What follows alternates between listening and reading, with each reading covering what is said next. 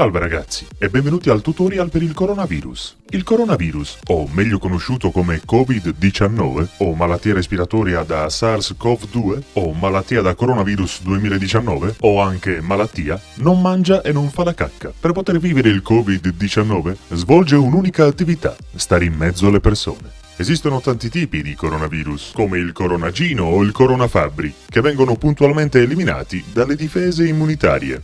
Ma questo virus è diverso, non prova né pietà, né rimorso, né dolore. Ma che caspita sto dicendo? Non è mica Terminator. Beh, detto questo, i globuli bianchi non sanno più che pesci pigliare. Ma allora, per combattere il Covid-19, che cosa dobbiamo veramente fare?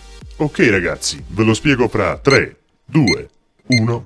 Lavarsi costantemente le mani con sapone e acqua fresca. Ma non troppo fresca.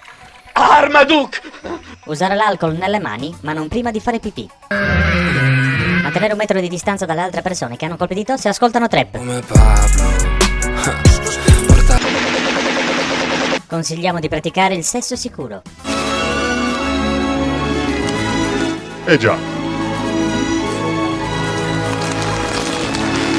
Tossire o starnutire coprendosi con l'interno vomito. Se invece non avete braccia, usate quelle più vicine a voi. Che fa? Allora... Ma meglio di no. Non prendete antibiotici e medicine a caso. Gli effetti potrebbero essere devastanti. Here's Johnny. Bene, questo è tutto. Tranquilli, andrà tutto a prostata. The Well of Wisdom presenta, dopo Jimmy con Cautoclave, il nuovo capolavoro di Pietro Semmen. Il paziente presenta ustioni di terzo e quarto grado su tutto il viso, probabilmente da un lattice vegetale. Una circostanza inspiegabile. Mi fa fare fufu. Parole incomprensibili. Scusa, mi fa fare. Mi fa fare fufu. Mi fa fare fufu. E chi è Fuff? Calegone sta entrando stanotte su fruttetto e non caccodiamo manco una iuplua. Si sta uscendo buono, Borzis. Il nuovo codice da Vinci. Mi fa fare fufu.